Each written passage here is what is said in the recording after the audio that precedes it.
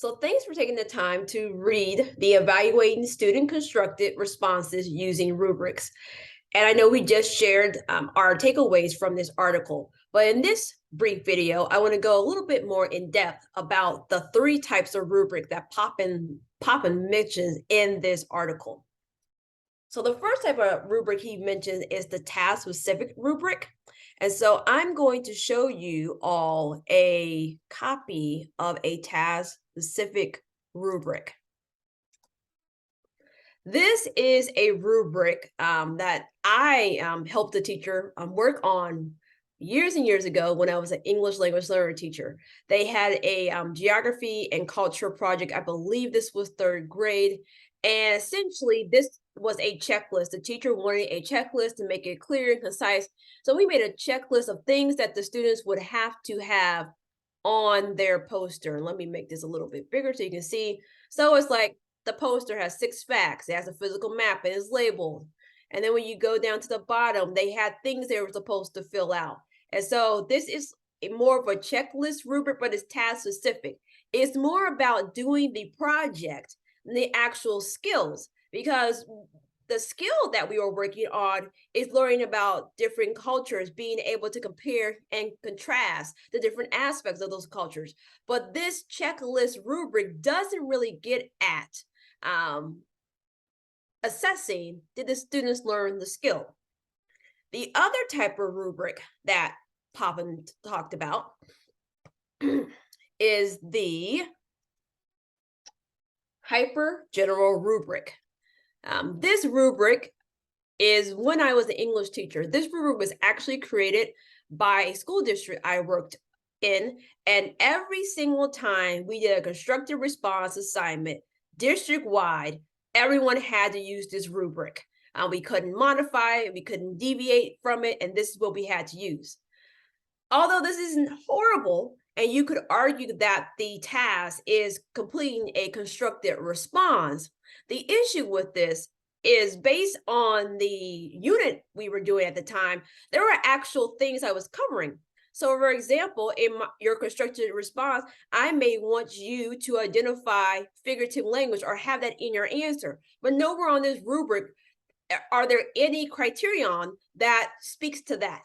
So if I had to pick between the project rubric and this one is better, but article also mentioned that this still isn't what we want. We actually want rubrics that focus on the skill. So in real time right now, I'm going to walk you through this process. So from the second half of last school year throughout the summer, Chris and I worked on the art curriculum. And I'm crossing my fingers here, the hope that this this sample from the art curriculum, I do it justice. So I apologize in advance if that is not the case. So I'm going to show you guys her curriculum map. So this is a second grade curriculum map. And later on in the school year, actually in the third unit, they're going to study African textiles. I want to draw your attention to this first column. This first column talks about comparing and contrasting cultural uses of artwork. But I want to draw your attention to this last statement where it says individually or collaboratively construct representations. And when you do an African textile, you're doing a representation of something else, because the students in this particular lesson, unit rather, they are going to create their own textile. So in the back of my mind, as you see here, for our objective for this unit, students will be able to create their own African textile. So when I make a rubric to go with this assessment, because the assessment is this final product, I need to have different criterion in my overall criteria that speaks to what makes it an African textile to show that the students follow directions correctly. If you scroll over a little bit further in Chris's curriculum map, she has a lot of details about what the students should be able to do. So for example, it talks about that they have to have a textural printed impression. So if you don't have a textural printed impression, you really don't have an African textile. So that should be shown in the rubric. So that is the rubric, the skill-focused rubric. That's the rubric we're aiming to move towards at our school to make sure that we're actually assessing skills and not assessing projects or just giving some general rubric that we can slap on everything. So how do we do this? So let's hop over to Google Classroom. Now, I love to give you guys choices. So if you don't want to do this in Google Classroom, do you, boo? But if you do want to do it in Google Classroom, I'm going to show you how to do it in Google Classroom. In addition to our Google Classroom, there will be some other options for you to expand upon what you can do. So let's say I'm going to make an assignment in Google Classroom. So I'll go to create an assignment. I'm going to name it African textiles.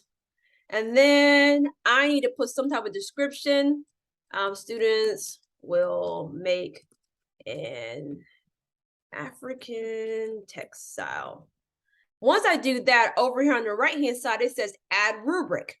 So there's three options, but I'm going to talk about the creator rubric in Google Classroom. The reuser rubric is once you create a rubric and you want to reuse it and edit it, you can do that. And then imports for Sheets is when you make the rubric in Google Sheets and then you put it into Google Classroom and assign it to the assignment.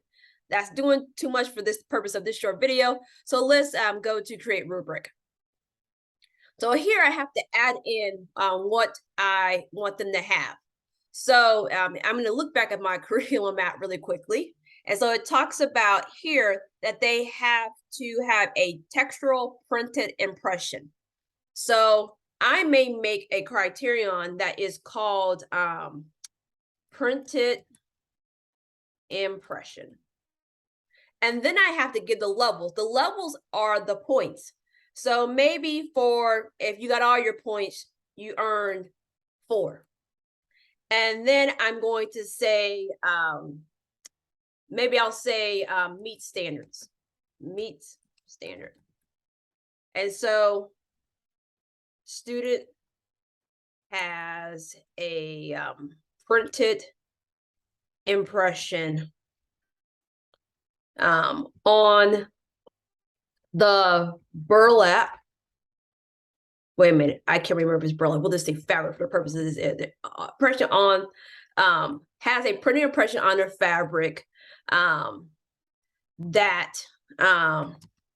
is similar to the examples shown in class. Because in this particular unit, Chris has different examples that they're going to look at.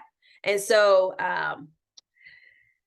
I can add another one. So this one, I can make this 3 points, and I would say approaching standard. And I could say, student singular. All right, student has a printed impression, but it is not completely in the style of the examples shown in class. And then I can add another one, and I could put, I don't know, 2 needs improvement, and I could add another one. But hopefully you get how this goes.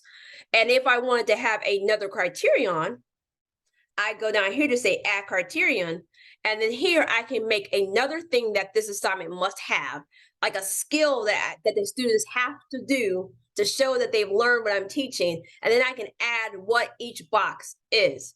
When you save it, it connects it to the assignment in Google Classroom, and then you can just go in there and click the buttons, and the kids is super clear. But even, I'm going to stop sharing here, even if you're not using Google Classroom for the students to turn in an assignment, you can still make an assignment in Google Classroom so the kids can see the rubric.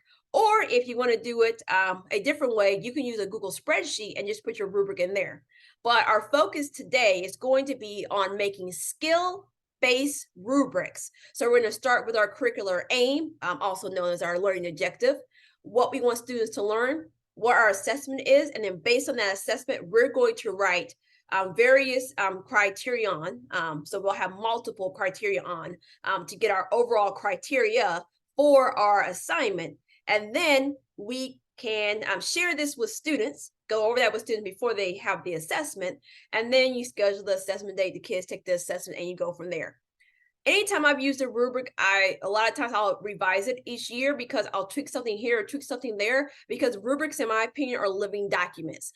You may not hit it out the park the first time, but as you get to working with your students, you'll learn how you'll need to clarify your language. So now that we've gotten a little bit more background about the three types of rubrics that were mentioned in our article, let's take some time and make a skill-based rubric.